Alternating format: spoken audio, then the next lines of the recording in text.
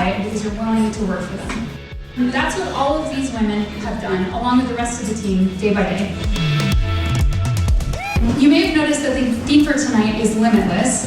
That can mean a lot of different things in different contexts. If you spend time persuading, influencing, or convincing others, you're in sales. Don't be afraid to reference design patterns that are working well just because you yourself didn't design them. I encourage all of you to think about how psychological safety plays out in your current workplace. Do you think you could bring up this topic or these ideas with your manager? A feedback loop is when you can take the feedback you got and use it to try again, but this time a little bit more effectively. I have a valuable contribution here, and I'm an expert on the subject. I asked to be in the room. I'm going to talk through a few tactics that have worked for me, which is by no means exhausted, but a few that I've had great experience with. And also I'm going to talk a little bit about why sometimes we fail and things that we can do to combat those failures. I'm going to be talking about limitless growth, who doesn't want that, practicing inclusion in performance reviews. So for those of you who are people managers, hopefully this talk is going to help you practice reviews in such a way that they're inclusive and they incentivize engineers with different kinds of strengths.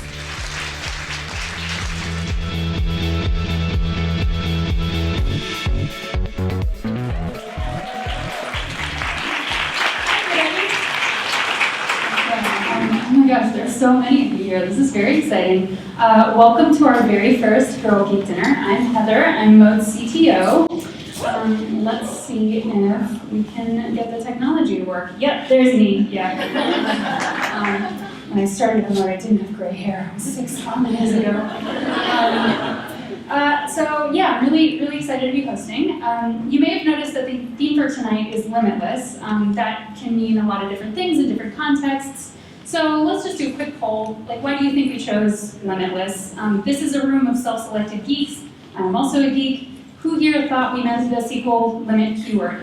Anyone? Okay, not too many. Yeah, we got some Mode employees, definitely. Okay, raise your hand if you thought we meant the Bradley Cooper media franchise. Yep. Okay. Yes, you're all correct. We meant both of those. And we also meant it in a third way. So in 2008, at the Democratic National Convention, Michelle Obama famously said, "The only limit to the height of your achievement is the reach of your dreams and your willingness to work for them." You're about to see 7 incredible women who fully embody this quote every day. I work with them so I can say that. Nobody joins a startup because it's easy. Some startup people in the audience, yeah. Any of you joined startups because it was easy? No? Cool. Yeah, me either. Or obvious, or because success is guaranteed? No, not seeing a lot of yeses there. So you join a startup because your dreams are high and because you're willing to work for them. That's what all of, low res, sorry. Enhance. No, enhance. Okay. Technology. That's what all of these women have done, along with the rest of the team, day by day. They took a chance on a startup, they dreamed big, they worked hard, and as a result, they've set both themselves and this company on an incredible growth trajectory. So in the 6 years that I've been at Mode, again, I've seen it go from a pre-seed proof of concept in a super crowded market, by the way, to a simple but promising little app with a few customers, to a real product with traction and revenue, to a leader among data science platforms. And it's been really exciting to watch us win power users among data scientists and analysts, but we're not done. There's still so much more we can do. We don't have to limit ourselves to just serving data science teams. And that's why just a couple weeks ago, we launched the latest step change in Mode's trajectory. We call it Helix. So Helix is an instant responsive data engine that lets not just data scientists, but anyone run analysis on huge data sets up to 10 gigabytes at a time, all in the browser, and all without writing a single line of code. Helix lets you explore your data without limits, SQL or otherwise, and I can't be 100% sure, but I'm pretty sure that's what Michelle Obama was talking about in her talk. Don't try to look that up. Let's not verify. So in one way or another, everyone you're about to hear from played a huge part in building, launching, and supporting Helix. So let's give them a huge round of applause.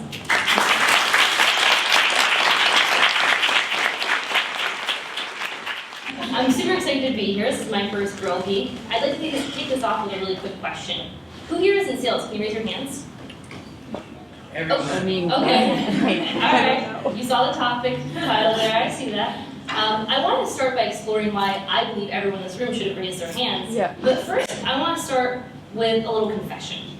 I've been field testing this talk for years, usually in ride shares, as weird as that might sound, but it happened just yesterday, so it's still very relevant. And it happens when people ask what I do, and I tell them I'm in sales. What happens next is this crash between perception and reality that I get to explore for whatever the duration of the ride might be. Because culturally we perceive sales to look like this, or maybe this. And we associate salespeople with traits of being aggressive, competitive, maybe selfish and untrustworthy, and apparently as men with slick back hair. So while it's nice to know I'm not any of those things, it's kind of sad for me to hear because none of these things reflect what I love about sales. In reality, sales to me is much more like this. Two strangers trying to devise a plan. A parent listening to their child's problems. Or two robots trying to form a relationship. I know exactly what you're thinking right now. These look like everyday interactions, except for the robot part, bummer. And you're absolutely right. There's a ton of research on how sales and life are intertwined. Daniel Pink is one of those folks, you don't have to take my word for it. He wrote a book on it. He said if you spend time persuading, influencing, or convincing others, you're in sales. So regardless of what business unit you're in, you might be a PM, you might be in dev, you might be in marketing, it doesn't matter. Because about half of your job is still spent on sales-related activities. So are you reconsidering it, keeping your hand down? The point here is that sales is just life. You don't need a special degree, we don't need to learn any special language, and forget about it needing to be in your job title, it doesn't even need to be in your job description. That's how ingrained it is into your everyday life. Basically, you're all in sales, and now hopefully you know it. Congrats. Comp checks are going to be at the end. Christin? Yeah? But we're not going to end there, because the details are also really important. And what really separates us is how we spend our time and focus. I spend my time focusing on developing interactions and trying to make them more effective. You probably spend your time on something else. And maybe until one slide ago, you didn't even know you were in sales, so that's okay. I'll give you a pass. In the meantime, I'd like to help you get up to speed by sharing some specific skills, aka details, that we know lead to success and growth over time. And I'm not just saying this, we have data to back it up. It's called revenue. And so let's just dive in. The first one is being curious, and this one's super close to my heart because I was born curious. Over time, when I started my career, I realized this was much more of a skill than it was a trait. Because when you approach conversations with a genuine curiosity, people feel that. And when you learn, or when you ask questions that are based on understanding them, and then you listen to their responses instead of thinking about your responses, there's this feeling of trust that's built in your conversations. And then to take it a step further, you're going to replace judgment with curiosity wherever possible, and you're going to avoid assumptions by, again, being curious instead of diving into your assumptions. And this is both for your career and your personal lives. Know nothing about someone? This is how you build a relationship rooted in respect right out of the gate. If I don't know you, but I ask you questions that are thoughtful, and I ask and I listen to understand as opposed to respond, that's the start to a very fruitful relationship. And then you practice this over time, and you see as it grows in other areas of your life. Another thing people in sales love are plans. We have account plans, territory plans, comp plans, name it, we probably have a plan for it. But what we know is that there's no such thing as a perfect plan. So instead, I like to take the approach of being prepared. Because when you think of being prepared, you can think of it as an outline as opposed to a filled out plan to perfection. So as you outline what it is that you want to achieve and you think about your desired outcomes, think about the how. And then you adjust by collaborating with others, being flexible to changes as they might come, and over time you learn. It's definitely okay to fail here, that's part of the learning process, and over time you'll naturally learn what leads to more successful plans, and you'll be able to grow from there. And then third, we have storytelling. Anyone here read *Sapiens* or listened to the audiobook? That counts. Okay, cool. So basically, Yuval says that stories are the reason humans rule the world. And he even says that society was built by stories. So look at politics, religion, societal norms. And so without stories, we'd be living in a very different world today. But the reason stories are powerful is because they tap into emotion or imagination. Data and facts simply can't do that. But you don't have to take my word for it. I have a couple examples for you. Here's an ad that uses facts. Okay, this is a shoe that is breathable and sportive. How does it make you feel? Let's compare. Here's an ad that uses a story. Note that there's no features. There's not even a product clearly defined here. They're 100% relying on storytelling and the feeling this imagery plus words are going to make you feel. Maya Angelou actually said it best. It's not about what you feel. I think I'm missing a slide here, but that's okay. It's not about what people say that you remember. It's what you remember what people make you feel. And when you think about telling a story, then you should think about how it is that you want to make someone feel. Because there's a lot of power there. And so in order to do that, you just apply this really simple framework. Know your audience, have a clear point, and use either emotion or imagination to deliver a why that connects with the audience. Then you practice. And then you field test. I hear writers are great for that. And over time, you'll discover how to deliver your own powerful stories. Ultimately, my hope is that you adopt curiosity, preparedness, and storytelling, and then you develop them over time, both separately and together, to unearth your own limitless opportunities. And selfishly, maybe next time when someone asks if you're in sales, you'll raise your hands. Thank you.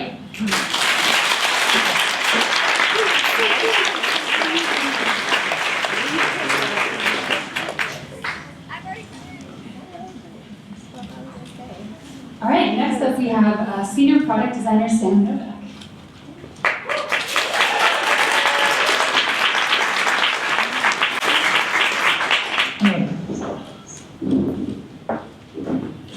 Hi everyone. I'm really excited to be here today. I'm going to be talking to you about rice checks, R, and reusable design frameworks. Here's a photo of me with less pixels, but to really set the stage for this talk, let's go with something a bit more historically relevant. There we go. Let me paint the scene. But be warned, you might need to prepare yourselves for a bit of nostalgia. The year is 1996. Pokemon has just been introduced to the world. Independence Day is the largest grossing film.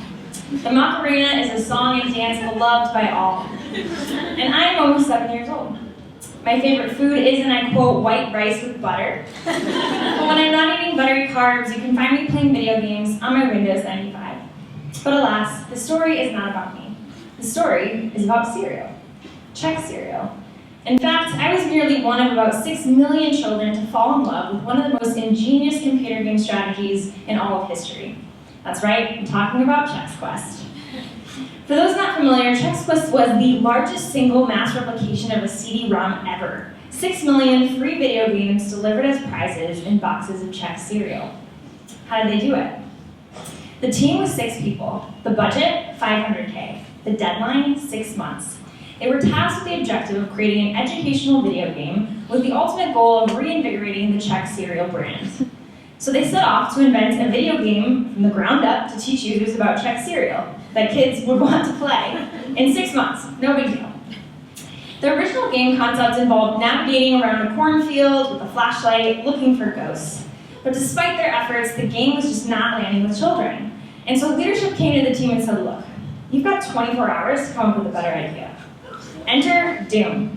For context, Doom was a first-person shooter game that had been released 3 years prior. The style of gameplay was really landing with kids, and even today it is still often cited as one of the greatest video games in history. Now you may have heard this phrase, good artists copy, great artists steal. Well, the team did just that. They re-licensed the Doom engine to build Chex Quest. Now, the Doom team was pumped. They actually thought this was a really creative use of the engine. And the Chex team was happy. It was Doom with a facelift. The gameplay was largely unchanged, and this decision sped up the decision-making process tremendously. They were now able to focus on creative ways to make the game non-violent by redesigning the weapons and by having the main character, yes, a piece of Chex cereal, save the world by sending aliens back to their home planet. Everything started to come together, and finally it was time to release it to the world. All 6 million copies sold out in 6 weeks. Chex cereal sales went up 248%. It received major awards for advertising effectiveness and promotional achievements, and despite a bit of initial heat from video game critics, it developed this huge cult following really quickly. All in all, the project was a hit. The thing I love about this story is that the team had no pride or fear around leveraging existing technology and reusing a style of gameplay that was already resonating with children. And as a result, they ended up creating something pretty inventive and magical. By applying this huge limitation, the results became that much more limitless. Good artists copy, great artists steal. What does any of this have to do with modern product design? Well, there seems to be this never-ending debate in design that if you merely copy what others are doing around you, you will never truly innovate. And yet, here lies Chex Quest, one of the most innovative promotional strategies of the 90s. So how can we reconcile these points? How can we take this success story and apply it to modern software development? After all, relicensing a video game engine isn't exactly the same thing as copying an interface or stealing a user experience workflow. But what if it was? What if we weren't afraid to get up here and talk about our justifications for stealing when it led to great design decisions? So I'm going to use one more recent example from here at Mode, the introduction of the R language to our notebook interface. I'll justify stealing from two angles. First, you need to have the right intent, and second, you need a goal of building user trust. Are you ready? The timeline for the R project was 3 months, which was a super aggressive deadline, and the goal was to add support for R, a statistical programming language, in addition to Python, while fitting in as many design improvements to the interface and experience as we could. Make no mistake though, this was a redesign of our notebooks, a redesign that would involve a fair amount of stealing. So my first justification for stealing is having the right intent. What do I mean by that? Well, you could have argued that our goal was to simply add support for R to our existing UI, but in reality, R Studio and IDE was far more popular than writing R in a notebook interface among our user base. So in the same way the Chex team looked to Doom, we stepped back and asked ourselves, why do people love our studio so much, and how can we create some of that passion in Mode? So we asked, not what features do you like, but what makes our studio a great experience for you? We documented ideas that were resonating, and time again, in-app documentation came up as being particularly valuable. So we built in-app documentation. It didn't matter that our interface wasn't the same as our studio or that they had built documentation first. Adding documentation was just a clear user improvement. Now, the intent here was not to check a box. It was to help both Python and R writers learn without having to leave the context of our notebooks.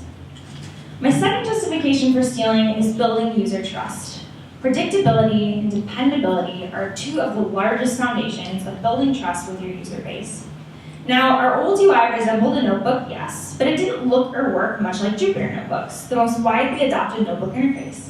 And as a result, the switching costs and the cognitive load, the mental energy required to learn our notebooks increased. It felt different, it looked different, and that difference didn't necessarily lead to immediate user trust. Now, imagine trying to get a ride at the airport in a hurry, switching over from Uber to Lyft, and having to learn an entirely new paradigm.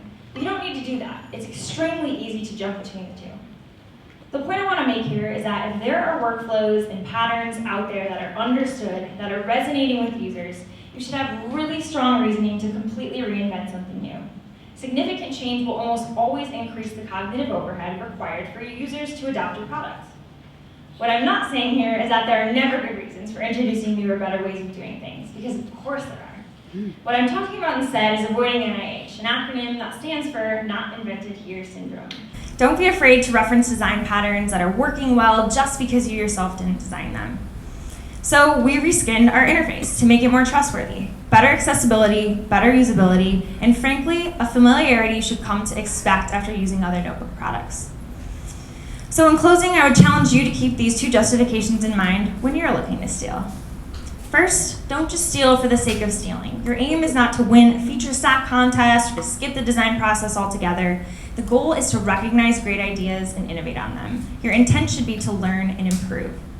And second, know when to steal. Borrow when it helps to build user trust. By creating something that feels familiar, dependable, and predictable, you reduce both cognitive load and switching costs to your platform. And finally, for the sake of innovation, I'd like to make one slight improvement to Pablo's phrase. Good artists copy, great artists steal, but the best artists eat Chex cereal. Thanks, y'all.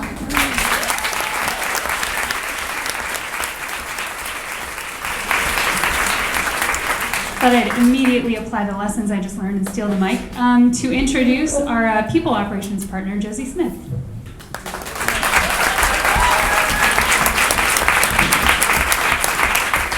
Hi everyone, my name is Josee, and as Heather said, I'm Mode's people operations partner. Today I'm going to talk a little bit about psychological safety. So here at Mode, I spend my days empowering our managers and building out people programs. I bet in that work with my managers, I bet you all can guess the number one question that I get from our managers here at Mode. How can I make my team less effective? Okay, quick story. So before coming to Mode, I worked as a paralegal at a law firm. And as part of this role as a paralegal, we would have performance reviews about every 6 months with the HR manager.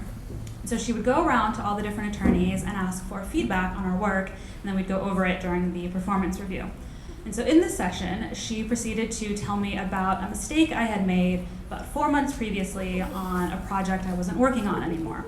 I had some follow-up questions for her, such as, was I still making the mistake? Did other attorneys think I was making this mistake? Or like more specific details about the mistake. And she gave me nothing. She had no additional information. And I was really frustrated. Because here was this person sitting there telling me about this problem, this mistake I had made, but not giving me any information to adjust it or feel like I was being set up for success. I lost a lot of motivation in my work because I felt like they weren't trying to help me be better at my job. And so this brings us back to this question. But clearly, this is not what we're going to talk about today, because no one wants to be less effective or less successful. But I can guarantee that there are companies out there doing things to make their teams less effective. So just some ideas of what this can look like. Asking employees for feedback and then doing nothing with that feedback. Who here has experienced that before? No? Okay, a few people. Making big changes and then not informing employees affected by those changes. Who's experienced that? A few more people. My personal favorite, inconsistent, vague feedback. Anyone experience? I think we should all put our hands up, because I think this is something, it's a serious problem. A lot of us, have gone through some of these things. I've experienced a lot of these things, including at the law firm, and I'm no longer at those companies, because these actions not only make teams less effective and less successful, but they've been shown to drive away diverse talent.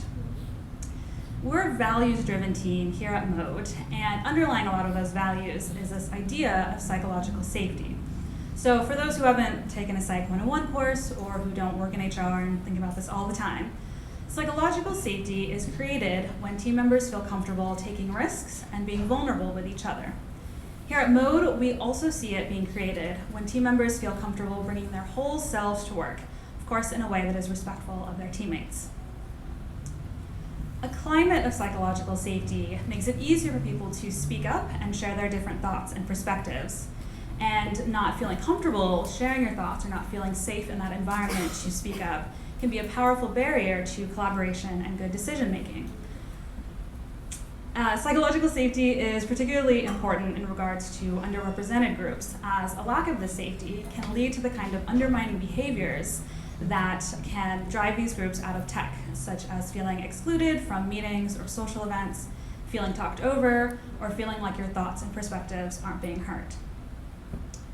A lot of research has been done on this topic, including a 2015 report from Google summarizing their findings from a 2-year study of their highest performing teams. And so I'd like to go over some of those traits.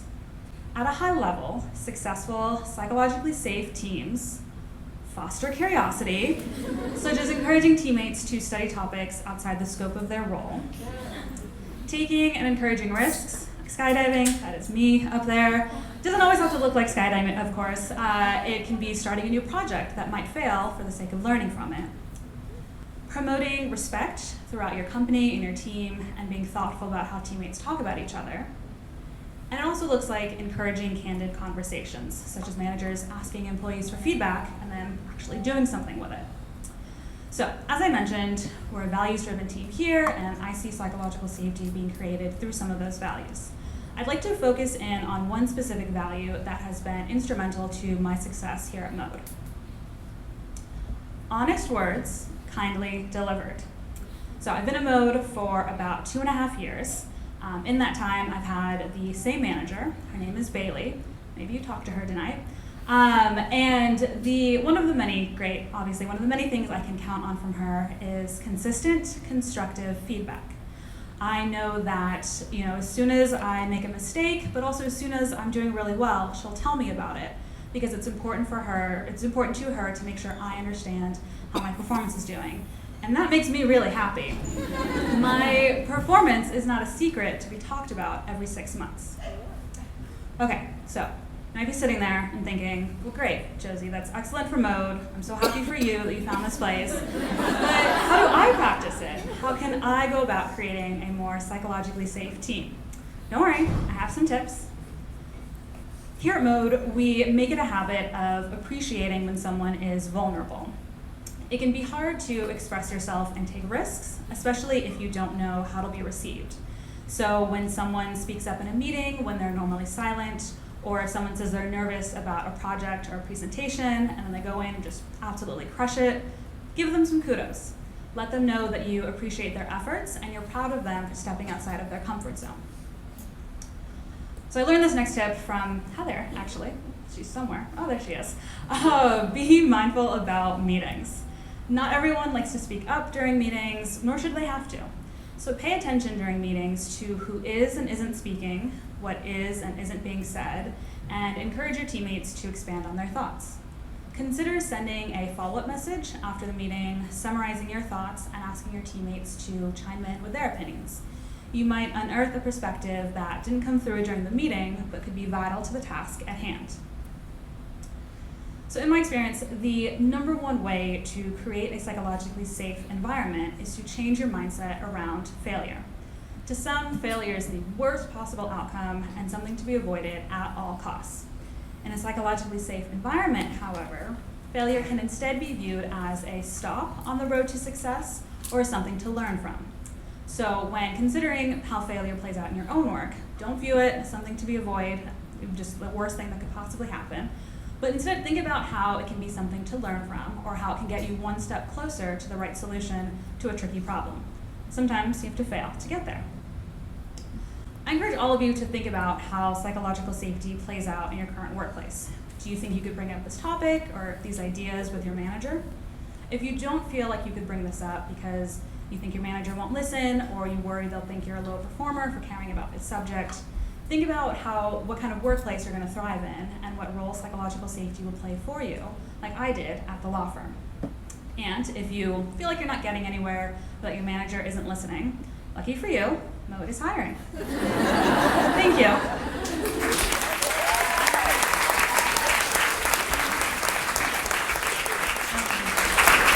We have one last talk before a quick break, and this is from BackEnd Engineering Manager Max Edmands.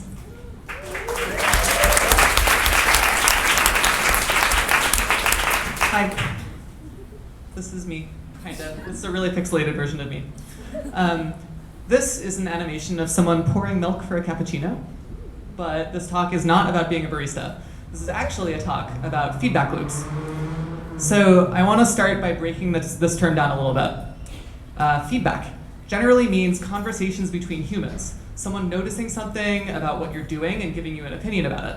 Totally true, but feedback is actually more than that. Here is an example of extremely valuable feedback. As the barista is pouring, they can see and feel the results of what they're doing. Are they keeping the espresso crema intact?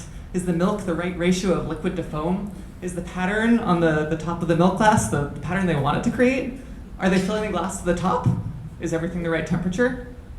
All of this can be generalized into 3 attributes for great feedback. 1, great feedback is high bandwidth.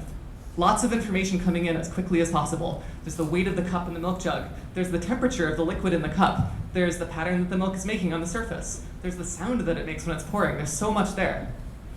2, great feedback is relevant. There's very little distraction here. Everything is signal and there's no noise. You're just seeing it and you're holding it and all of the senses you're getting are relevant. 3, great feedback is timely. It's actually all in real time. The barista can change the angle of the cup and immediately they see a change in the surface area of the crema and the resulting change in the milk pattern they're creating. So that's feedback. Now let's talk about feedback loops. A feedback loop is when you can take the feedback you got and try to use it again, use it to try again, but this time a little bit more effectively. and then use the results to get more information, and then do it over and over again. So there are a lot of great examples of feedback loops in video games. This animation is from a game called Celeste. Definitely recommend this game, by the way. It's super great. Every feedback loop follows 5 steps. So step 1, identify a goal. In this case, the goal is get the strawberry and bring it to the top right-hand corner of the screen. 2, take concrete actions toward that goal. So like, jump on the block and ride it to the other end, and then try and jump off of it onto the platform, and oh no, falling into the spikes. So 3, step 3, evaluate your feedback. Ask yourself questions like, what did I learn just there? In this case, really clear information. If you jump in that way, then you're probably going to fall onto the spikes, and that's bad. So then 4, adjust your approach and try again. Maybe this time let's try a dash jump when we're in the air, so like jump a little bit higher so we can get onto that platform, and then see what we can do when we're up there.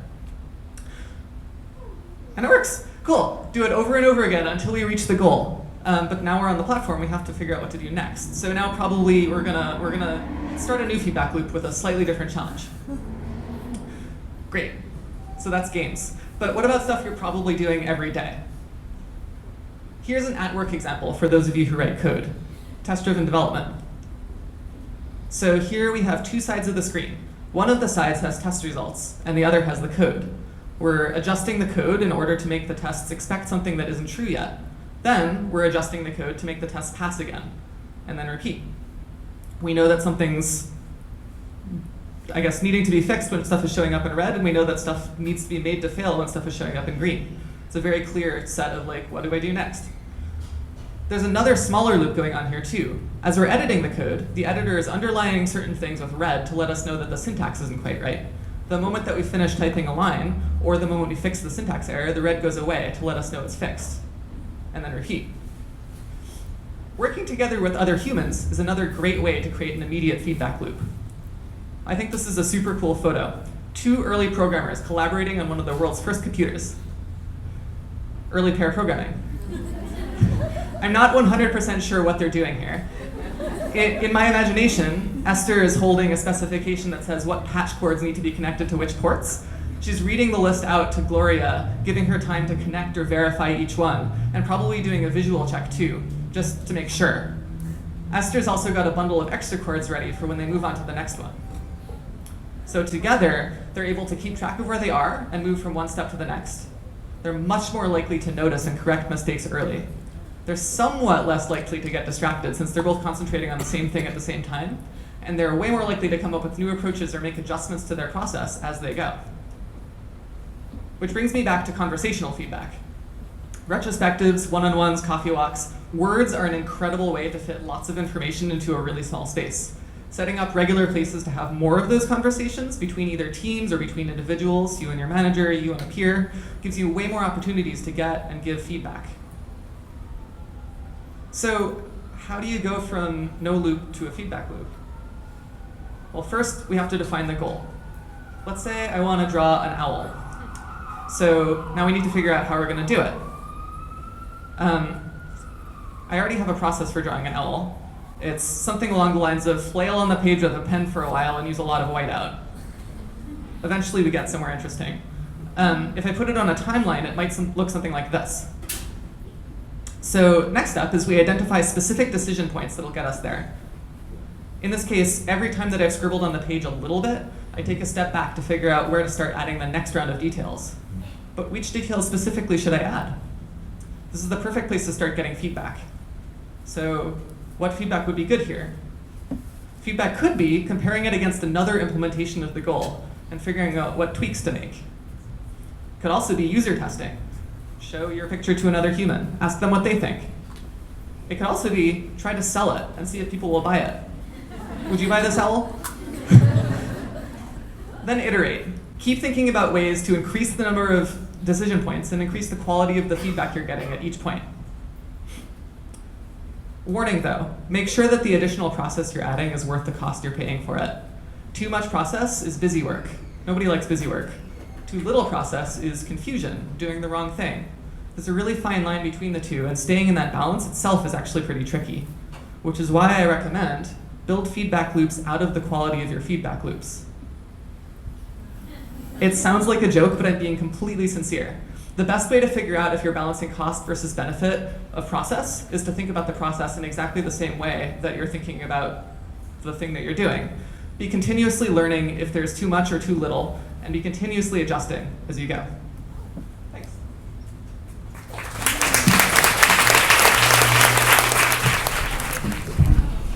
Hey everybody, thanks for coming out tonight. I am Christin Price and I work in the Finance and Operations Department at Mode. Tomorrow actually happens to be my 2-year anniversary. So I joined Mode shortly after we raised our Series B, and I was our first in-house finance hire, and that sounded extremely cool to me. So at the time, Mode was experiencing some of the typical growing pains you might see at a Series B startup. For example, we'd grown out of our office space. At the same time, I was going through some of my own growing pains. I was getting whiplash from how quickly my job title kept changing. I went from leading an annual planning cycle to doing a deep dive audit on our revenue number to prepare for our Series C, and I even inherited a sales ops function. As these demands kept mounting, I felt like I always needed more time or more people to get anything done. Everything felt like a fire, and I didn't feel like I was getting to do my best work. As this persisted across multiple months, I began to wonder if I'd made a mistake. My career trajectory felt like it was getting buried under the number of tasks it took just to keep the lights on. Historically, I may have taken this as a sign that Mode wasn't invested in me, and a mentor challenged me on this line of thinking. She asked me if I knew what the difference was between a fixed mindset and a growth mindset. A fixed mindset was believing that the situation was permanent and that I had no power to influence or mold it into something different than what it was. Whereas a growth mindset was to develop a true love of learning and believe that the best learning opportunities are presented through challenges. Here are some examples of fixed versus growth mindset. Wow, that feedback really hurts my feelings. I've been working on this for months, and clearly I'm not valued here. Versus, that's an interesting perspective this person brings. I wonder if I incorporate that feedback into my work, how it will change my work product. Or, I've never gotten along with this person, and we just shouldn't work together. Versus, these are this person's strengths, and these are my strengths. I'm really interested on iterating on them together to figure out how we can best work together. So tonight, I'd like to share a framework with you that I use to develop a growth mindset while also ensuring my career trajectory doesn't get buried beneath the day-to-day. First off, do I have an executive sponsor? A mentor is someone we rely on and learn from their experiences to shape our own viewpoint. A sponsor is someone who will fight for us behind closed doors. I encourage you to ask your direct manager to be this for you. Ask them, what would it take for you to have zero hesitation fighting for me? The second question I ask is, am I soliciting continuous feedback? Y'all, feedback is exceptionally hard. Sometimes I feel like I'm walking to the edge of a cliff and asking someone else to push me off. But with time and practice, I've gotten quite comfortable being uncomfortable. The best way to solicit feedback is to make a verbal contract with everyone you work with. Say, I'd like to solicit ongoing feedback. Are you able to do this? And then as you work together on projects, check in frequently, and I'm talking a couple times a week, and say, hey, what do you think is going well, and what could I be doing better? Am I advocating for myself? As a society, and especially as women, I feel like we're preconditioned to believe that hard work in and of itself pays off. And I haven't found this to be particularly true. Now that I'm comfortable being uncomfortable, I practice stepping outside my lane. I ask to be in the room. Last month, there was a strategy meeting about how we'd hit our revenue number for the remainder of the year. It was 8 p.m. on a Tuesday night, and I was asked to put together a model for the meeting the next day. I did so, and I got my boss up to speed on it, and then I thought, I have a valuable contribution here, and I'm an expert on the subject. I asked to be in the room. Not only did I join the meeting, I ended up leading it, and one of our co-founders chased me out of the room with follow-on questions. It ended up being one of my most productive meetings in my 2 years at Mode. Asking for public recognition. This past spring, I did a reboot on our commissions policy for our customer success function, and it took a lot of hard work, and the head of that team thanked me privately for the work I'd done. I asked him if he'd stand up at our Thursday all-hands meeting and give me that recognition publicly. Not only did he agree to this, he thanked me for asking him. These small asks will increase your exposure to others within the organization and also increase your level of influence. Building multi-threaded relationships. This is actually a sales strategy. Imagine you're working in a deal and your single point of contact leaves the company. It makes that inherently risky. Similarly, by building multi-threaded relationships with all different people at all different levels and in all different departments of your company, it ensures that there's no single point of failure. Our CEO left on paternity leave earlier this year. If I relied exclusively on him to give me a voice within Mode, I would have been starting from scratch. Instead, I had many strong relationships to lean on during that time. Don't try to be everything to everyone. I had an epiphany about a year ago. I have always considered myself a direct person who establishes clear boundaries.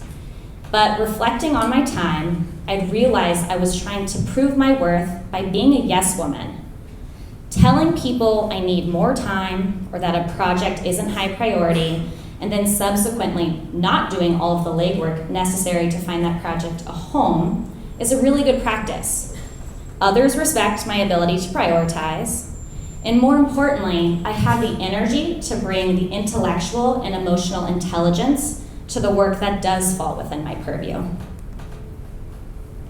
Am I giving myself room and grace to make mistakes? I had a pretty serious miscommunication with a senior leader at Mode. Instead of accepting that I'd burn that bridge and beating myself up over it, I decided to apply a growth mindset. I apologized, I collected feedback, and I incorporated that feedback to rebuild our relationship. Today, I can gladly say we have a great working relationship. And furthermore, I don't regret that mistake because of how much learning I got out of it. So yes, this framework is a work in progress. And yes, it takes serious energy to execute on it every day. And no, by no means have I mastered it. But I choose to apply a growth mindset and believe that with time and practice, I can continue to improve. It will become second nature. And I do truly believe there's something to be learned from every situation, especially the tough ones. And every day I see the dividends of this practice. Today, I am no longer on an island as other people have joined the department.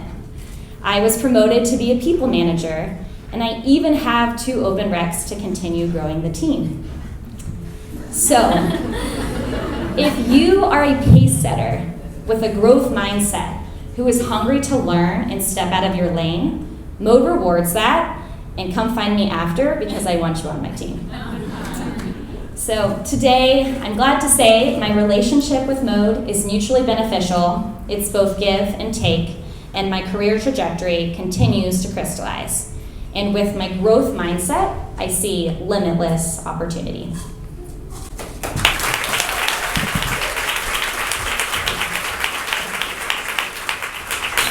Next up, we have Senior Product Manager Nishi Patel.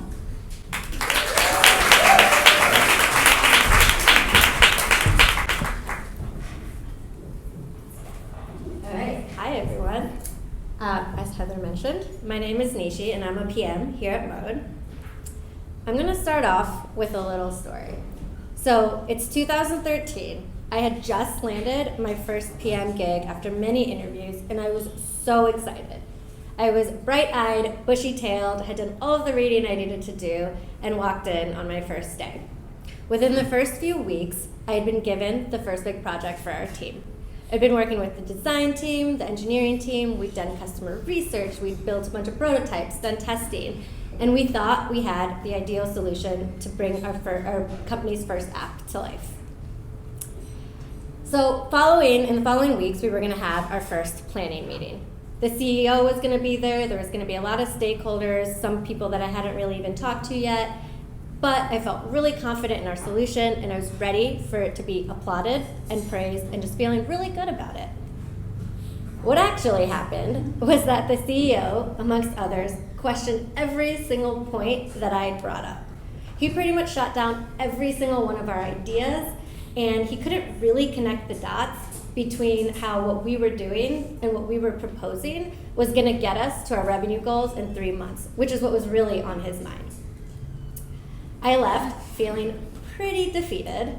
I went home that night, I remember, and was just circling all of the thoughts in my head and thinking, what could I have done better? I thought I did everything I was supposed to do. But what I didn't realize at that time was that our solution was actually pretty spot on to what we were going to be, what we would end up building in a few months. They just didn't resonate with the audience and fell flat in that meeting that we had. So what could I have done better? And one answer, instead of trying to explain a bunch of tactics around how we were going to build this solution, I could have used influence. So bringing us back to the point, why is influence important? A lot of us here today are in tech or at startups or maybe both, and we find ourselves working more and more cross-functionally. On top of that, orgs are getting flatter, and so there's a better chance that we may or may not have direct reports to help us ease into influence.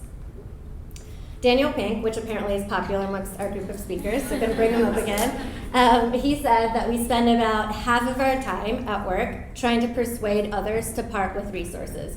Resources in this context can mean time, someone's ownership, someone's decision making, or maybe even money. So, if it's something that we all need to do, what are some ways to get there? I'm going to talk through a few tactics that have worked for me, which is by no means exhausted, but a few that I've had great experience with.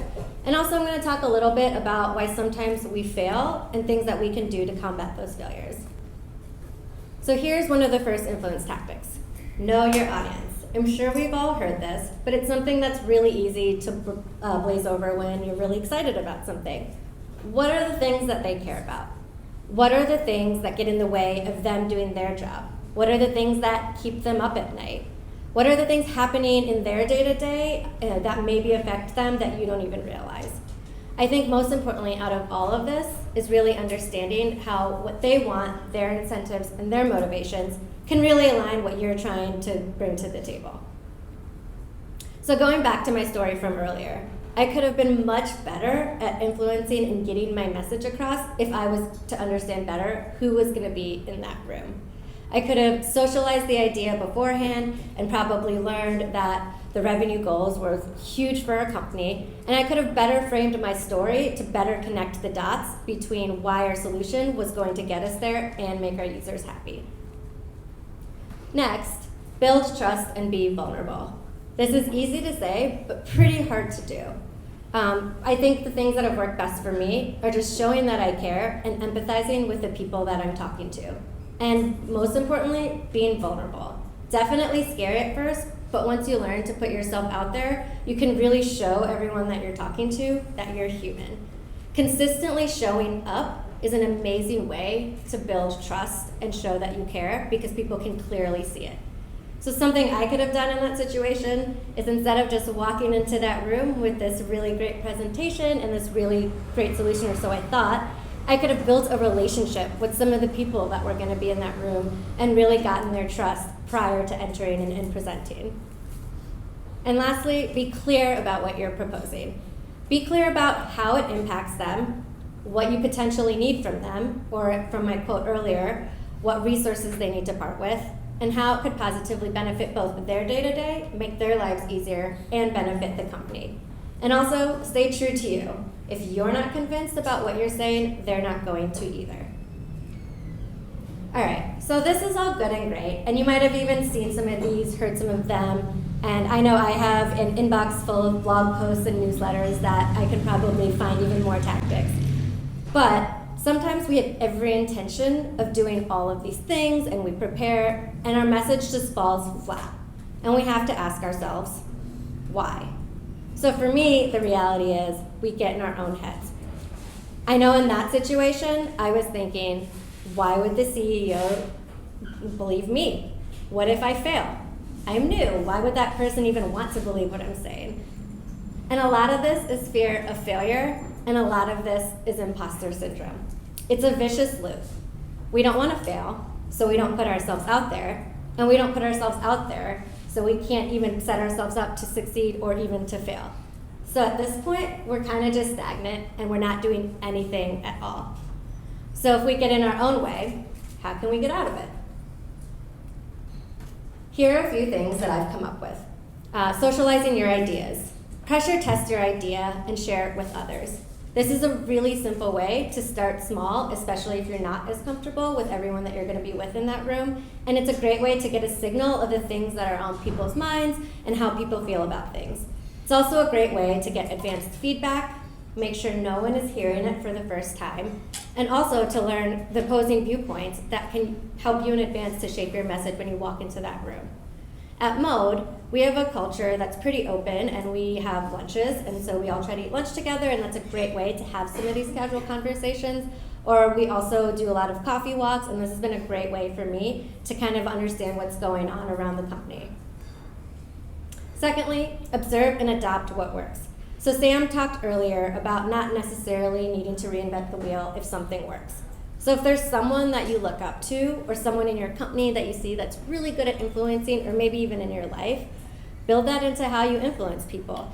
Analyze and pick up the things that work and put that into your message. Like Sam mentioned earlier, not Sam. Another story with Sam is earlier this year, I was actually doing a talk where I had to really incorporate the audience and really influence them with the case study that I was presenting. And there was a lot of things that I had observed with her when we practiced with each other that I was able to incorporate into my own talk.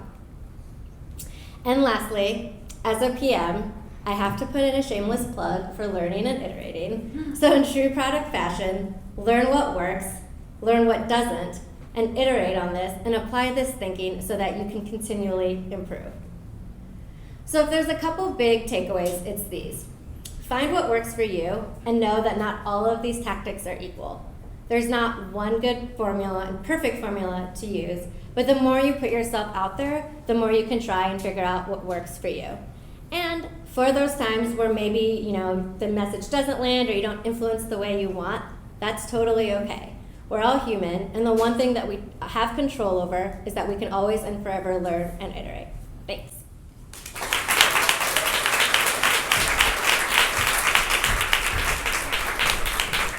All right, we have one final talk by our Director of BackEnd Engineering, Ushashi Chakraborty. Thank you. Hello everyone, I'm Ushashi. I'm going to be talking about limitless growth, who doesn't want that, practicing inclusion in performance reviews. So for those of you who are people managers, hopefully this talk is going to help you practice performing reviews in such a way that they're inclusive and they incentivize engineers with different kinds of strengths. For those of you that are not people managers, hopefully this talk sparks an idea that helps you to ask for things from your manager when you're sitting across them and being delivered a performance review. This talk is going to have 3 takeaways. Let's begin with the first one. That's not a takeaway, that's me. That's the takeaway. Every engineer is different. Think about that for a second. Think about yourself, then think about your peers, various engineers that you've worked with, seniors, juniors. Think about their strengths. Think about their ways of working. You will find that every engineer is different from each other. Even if they have largely 2 similar strength areas, for example, both of them are good at JavaScript, even there, you'll find nuanced differences. Very recently, I was at the Grace Hopper conference, and there was a lot of chatter about bringing more underrepresented folks into computer science. It is great. Today we are at a place where we are encouraging everyone that is interested to come to this industry. Yet, Don't you think it's absurd that we still think that people that are good at math and science or people that are coming from traditional computer science backgrounds are the only ones that can make it well in this industry?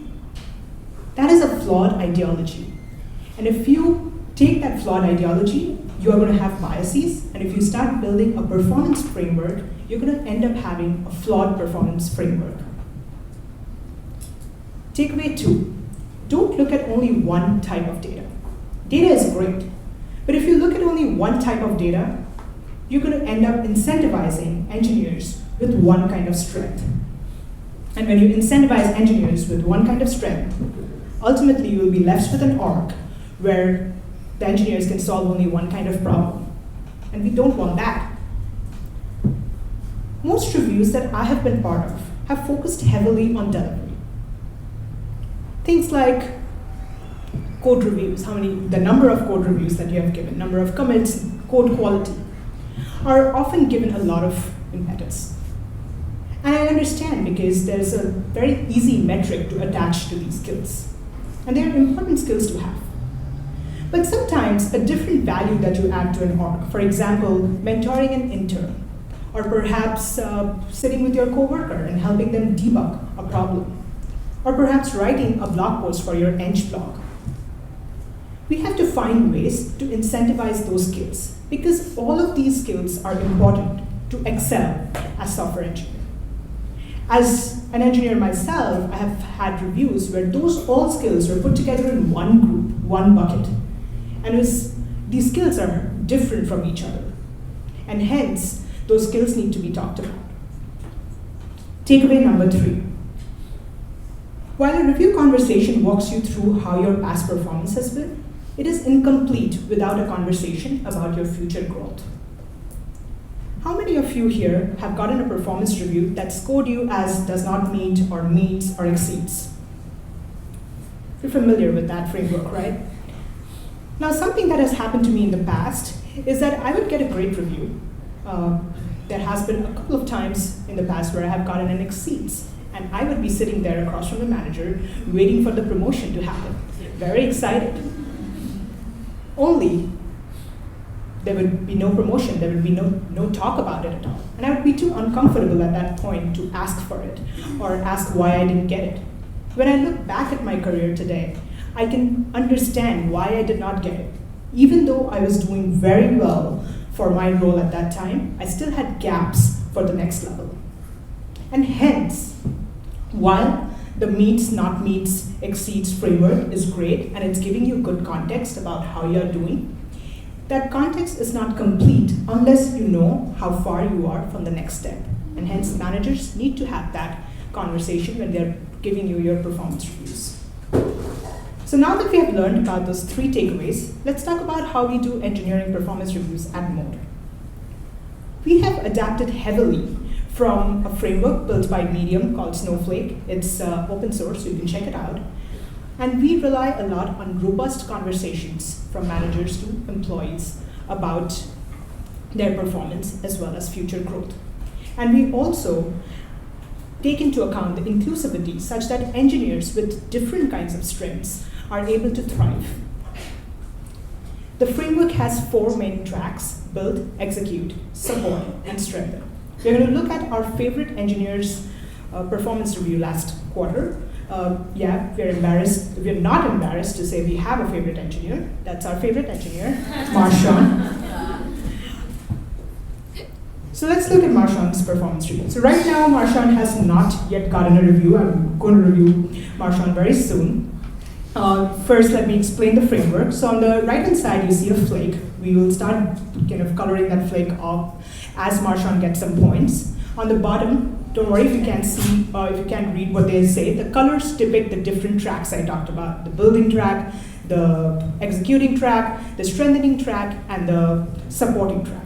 We're not going to get into the details of those tracks, but each track has about 3 to 4 skills. Building is all about your code. Executing is everything that you do to get that code to production, for example, like project management, communication. Supporting is the skills that you need to be supportive of your team, for example, their well-being. And strengthening is about building community inside and outside, for example, evangelism, recruiting, those kind of things. So each of these skills go from 0 to 5, and your manager evaluates you on those. At present, Marshawn is at 0 and is an engineer 1 and total point 0. We'll be walking you through two different scenarios of two different personas of Marshawn and see how Marshawn plays out in these. In the first persona, Marshawn is now having some depth of skills or some really good skills around building and executing. You see those colors pop up. Those are like getting 2 and 3 numbers in those skills. You see now Marshawn's title has changed to Engineer 2, and Marshawn has 18 total points. So here, Marshawn is getting incentivized because of their deeper skills in building and executing, and they have shown depth in a portion of the flake. Let's talk about a different persona, Marshawn as a different engineer. This flake looks different. In this flake, Marshawn has a different kind of skill set. Once again, Marshawn is now an engineer 2 with 18 points, but is a more holistic skill set that encompasses larger breadth of the flake. So perhaps lesser on the executing and building side, but still there, decent amount of skills, but they're also having skills on the supporting and strengthening side of things. Now let's go back to those takeaways that I talked about. First, every engineer is different. So we see those personas. Those are real-life engineers that we perhaps work with, having those skills. And now we are learning how to incentivize all kinds of skills while also having a way of or framework where we can provide feedback for the other kind of skills that they need to grow or hone. The next thing, don't look at only one type of data. Had we only focused on delivery, we would be focusing on the blue and green, that is the building and executing skills, and then Marshawn in Persona 2 wouldn't have been as successful. Takeaway 3, the framework should force the conversation about future growth. So in this little block here, it points to next level, which is 18. We see that Marshawn has 18 more points to get to the next level. So while your manager will be having a conversation with you as to how many points you are at today and how did that add up, they'll also be having a conversation with you about how far you are from the next level and what you need to do to get there, and build the strategy with you to help you progressively get to there. In conclusion, irrespective of whichever side you're sitting on during the performance review conversation, it is a challenging space to be in. I get it. And handling it with inclusivity is going to help you build an org that has all kinds of engineers that can thrive there and have professional growth. That is what? That is limitless. Thank you so much.